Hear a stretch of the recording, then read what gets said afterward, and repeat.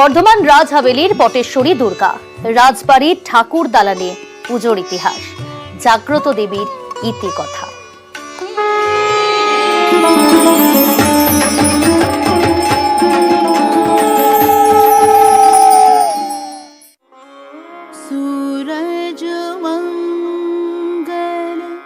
বর্ধমান রাজ হাভেলির পটেশ্বরী দুর্গা রাজবাড়ির গায়ে ইতিহাসের গন্ধ।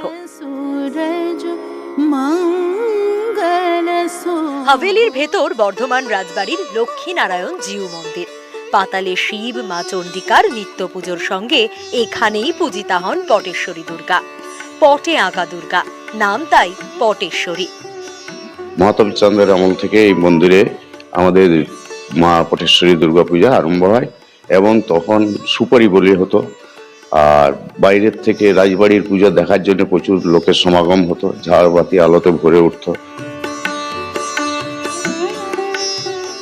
বর্ধমান রাজবাড়ির কুলদেবতা লক্ষ্মীনারায়ণ জিউ এবং কেশব জিউ, কুলদেবী মা চণ্ডিকা।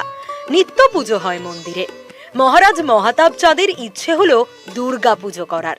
কুলপুরোহিত বিধান দিলেন, যেহেতু মা চণ্ডিকা রয়েছেন তাই আলাদা করে আর দুর্গা প্রতিমা আনা যাবে না, পটে আঁকা দুর্গার পুজো করা যেতে পারে। সেই মতো দাঁইহাট থেকে শিল্পী আনিয়ে পট আঁকা হলো। শুরু হলো বর্ধমান রাজবাড়ির দুর্গা পুজো। আমাদের বর্ধমানের মহারাজার পুজো, এই পুজো দেখতে বিভিন্ন জায়গা থেকে আসতো। বর্ধমান তো বিস্তীর্ণ বিরাট বড় জায়গা, বর্ধমান জেলা। খুবই আনন্দ সহকারে মেলা ফেলা বসতো এখানে। আমাদের এখানে রাজপুরোহিত আছেন, তারা পুজো করেন। পটের পিছনের চালচিত্রে রয়েছে নানান পৌরাণিক কাহিনী। এছাড়া দশপ্রহর অনুধারিণী দুর্গার সঙ্গে বাহন সহ লক্ষ্মী, সরস্বতী, কার্তিক, গণেশ সবাই রয়েছেন। পুজো 9 দিনের। প্রতিপদ থেকে শুরু হয় পুজো, চলে নবমী পর্যন্ত। আগে 100 ঢাকের শোভাযাত্রা করে মহা সমারোহে কৃষ্ণসায়র থেকে ঘট আনা হতো। এখন ঘট ভরা হয় গঙ্গা জলে। এখনো নবমীতে কুমারী পুজো হয়। পুজোর নানা উপাচারের মধ্যে দিয়েই ঐতিহ্য ধরে রেখেছে বর্ধমান রাজ হাভেলির পুজো। সে প্রায় 300 বছর আগের কথা। বর্ধমানের মহারাজ ধীরাজ মহাতাব চাঁদের ইচ্ছে হলো মা দুর্গার পুজো করার।